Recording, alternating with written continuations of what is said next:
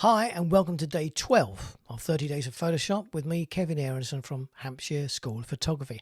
And it's a good one today because today we kick off looking at layers. Yeah, and we've got 9 sessions of layers. 9, yes, that's right, because layers are phenomenally important to you as a photographer, to your images. You have to really get your head around layers. And what I've noticed repeatedly, year after year after year, teaching new students each and every year, is that layers is one of those things that confuses students. So we're going to take it slowly. There's 9 sessions because each session is going to be quite small. But by the end of it, you'll be a total expert. Actually, no, you won't be a total expert. If you want to be a total expert, you need to come to one of our workshops. But this is going to be a really good introduction to help explain how layers work and a lot of the functionality behind them. So sit back, watch it, enjoy, soak it in. Layers.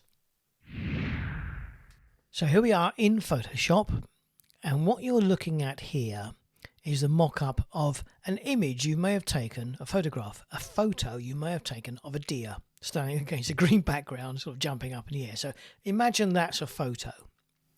Now, it's a single image, it's uncomplicated, and that's how most of us think of photographs.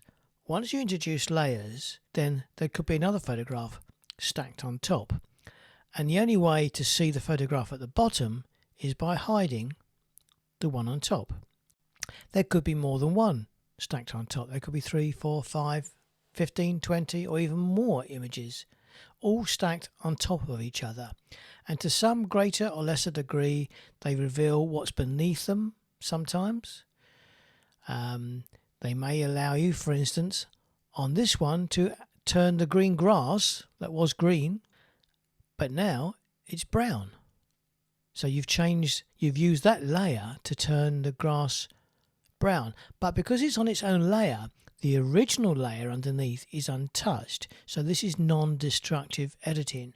So you created a copy of that, but turned the grass brown. Then on the third layer, you're really clever at Photoshop by now, and you've actually put him in a blue lagoon of water. So he's now bathing in the Seychelles or something like that. But if you were to hide that particular layer, beneath him is a layer where he's against a brown background, and beneath that is a layer where he's on green grass. It's entirely possible to chip away at bits of layers to reveal something of the layer underneath. It's entirely possible to remove the main subject from this layer so that what you're getting is the background, the blue water, but you're seeing beneath it, maybe you're seeing the deer as he is with in brown. So rather than being in blue, he's actually in brown. So let me show you an image I worked on this morning just for a bit of fun. Okay, here's a picture of me taken about 10 years ago. I'm standing with the Grand Canyon behind me. I was visiting Hollywood because this is where I get to pose and name drop and all that kind of stuff. I was nominated for Best Director of Photography for a short film I was involved in. So we went to Hollywood and we stayed with some friends in Vegas. They took us to Grand Canyon, and that's where this picture was taken. Although, in fact, this isn't the picture that was taken. That's the picture that was taken. So if you look down the right-hand side here, all these layers I've used to make these changes. And just to show you some of the changes, I'll zoom in on the face. Just watch the face, the skin. See, that's how it really was. You know, little imperfections there, and the teeth were very yellow. So I kind of tidied the face up a little bit. But you also notice, if I zoom out a little bit, I have actually changed the shape of my body. So there I was kind of slovenly lying against this rock, whereas here I've made myself slimmer, but I've also pushed up the muscle groups on my deltoids and my shoulders to make me look far more athletic. And of course my hat's bigger. Look at the hat. I made the hat bigger, and the background is more blurred out, and there's a little bit of lens flare light coming in from the top left hand side. So I made a few changes, all done on layers. In fact, here, if I just hide the top one, it is hidden. Let's hide the bottom one. There's the shirt where I changed the colour of the shirt because it becomes blue. Yeah.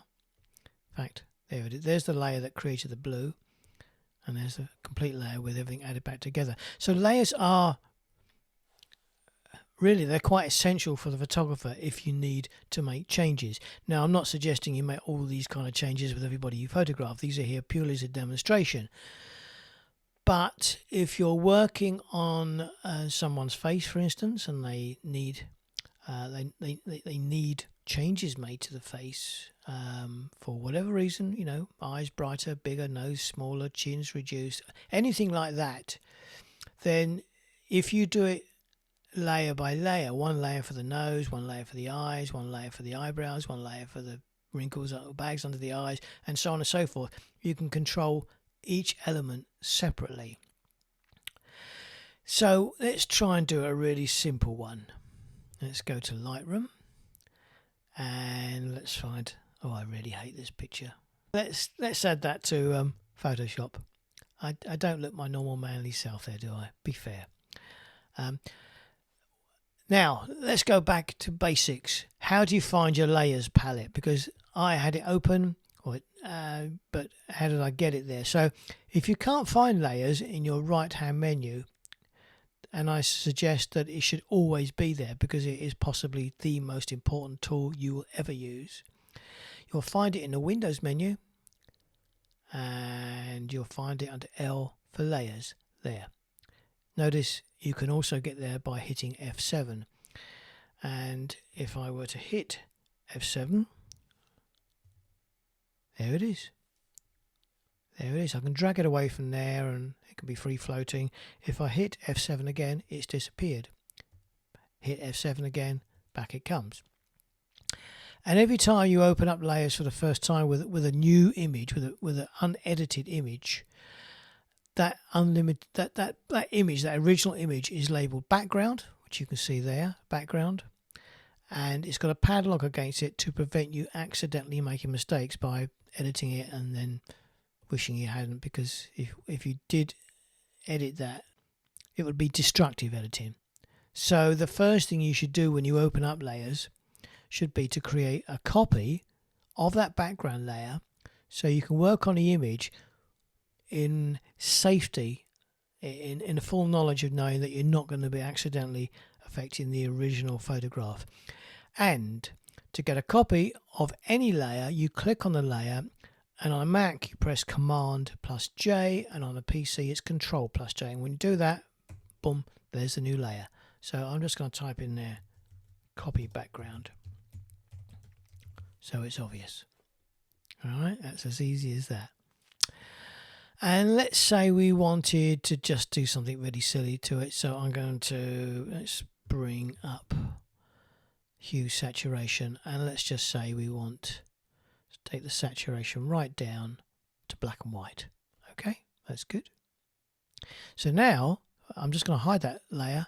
The bottom layer is actually exactly as it was. The layer above it is now black and white, and you can increase or decrease the opacity of that layer you're clicked on in relationship to the layers beneath it. So I've got this layer selected, you can tell, because it's a lighter color, and if I go to my opacity, I can turn the opacity right off, in which case we're not seeing any of that layer whatsoever. All we're seeing is what's beneath it.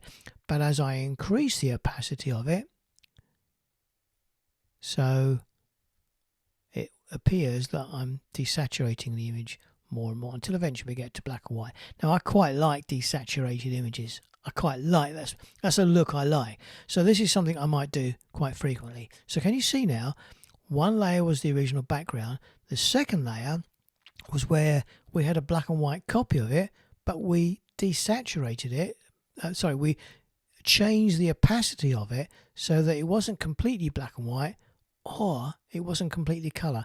It was at a point where we decided, yeah, kind of like the look of that, and that's the final shot. Easy, isn't it? So that is a very brief introduction to layers.